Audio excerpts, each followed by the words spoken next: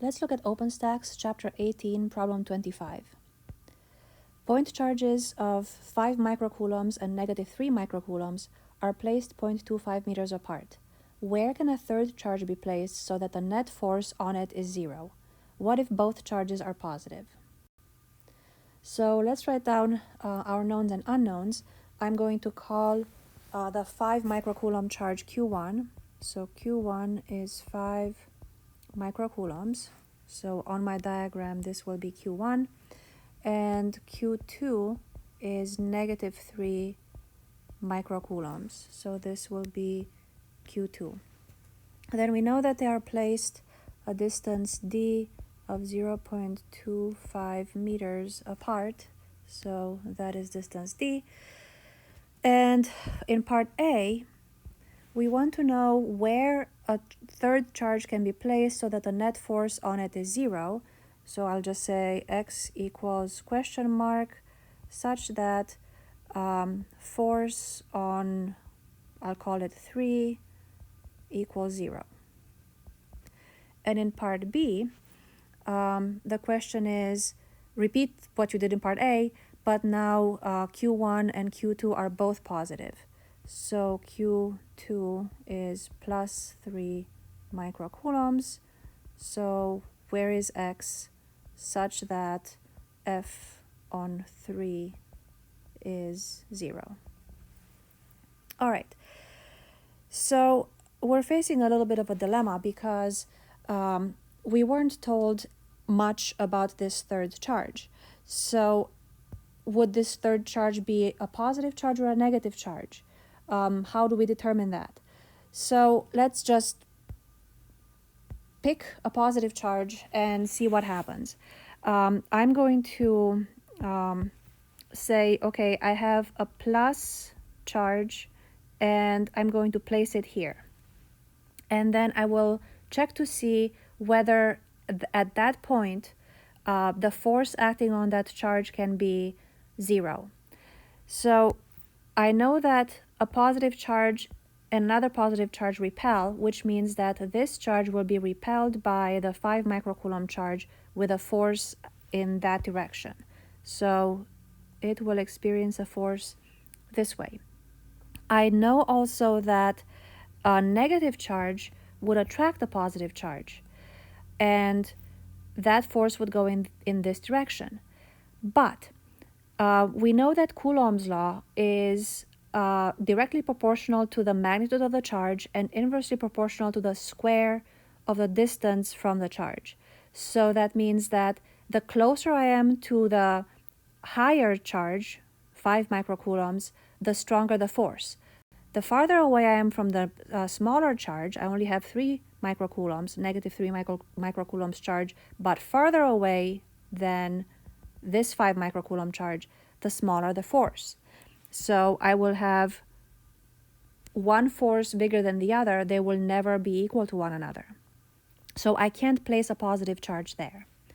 Now, what about if I place my positive charge between the two charges? Then I know that a positive charge will repel this charge, and I know that a negative charge would attract it. So I would get 2 forces in this direction. They will never add up to 0. So I'm left with only one place right here. So let's say that I have my charge there. Then I know that the 5 microcoulomb charge will repel it, and it's farther away from here to this third charge than the 3 microcoulomb charge is from it. So that means that at this location, it is possible that my charges are going to, so it is possible that my forces are going to cancel out. Now, what if the charge had been negative? So let's have a negative charge here, and I'll put it at the same place. I know that a negative charge will be attracted to the 5 microcoulomb charge, so there's going to be a strong force here. So the 5 microcoulomb charge is actually here, and the negative 3 microcoulomb charge is there. So the negative charge would be attracted by the positive charge, and it will be repelled by the negative charge, but the negative charge is so much farther away from this point than the positive 5 microcoulomb charge that the force that this charge exerts on that charge is going to be smaller than this, and they will never add up to 0. Now, if I place the negative charge somewhere in between, let's put it over here, then the negative charge would be attracted by the 5 microcoulomb charge, and it will be repelled by the negative 3 microcoulomb charge. So those forces will never add up to 0. So the last possibility would be here, and the negative charge would be repelled by the negative 3 microcoulomb charge, and it will be attracted by the 5 microcoulomb charge. So this location works for both a positive charge or a negative charge. That's why the problem didn't give us specifics, whether we have a positive or a negative charge. The same thing is true in terms of where a force acting on a positive or a negative charge can be 0 in this particular scenario. So it's somewhere over here. I will call the distance from the charge to the negative 3 microcoulomb charge x, and then I will say, so this is for part A, that sum of the forces on charge lowercase q is 0, which means that if I write Coulomb's law, k q1 q divided by the distance from q1 to my charge lowercase q is d plus x. So that is d plus x, and by Coulomb's law I have to square that. So that's equal to k, and now I have q2 times lowercase q divided by just x squared, the distance from the charge to charge q2. And I see that lots of things cancel out. So I can cancel out the k and also the lowercase q. And then I'm left with q1 in absolute value, so that is 5 times 10 to the negative 6 coulombs divided by d, which is 0.25 plus x quantity squared.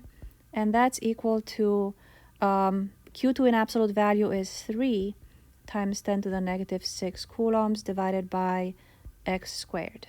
So again, I can divide through by 10 to the negative 6th. So this will be 5x squared equals 3x squared plus 1.5x plus 0.1875.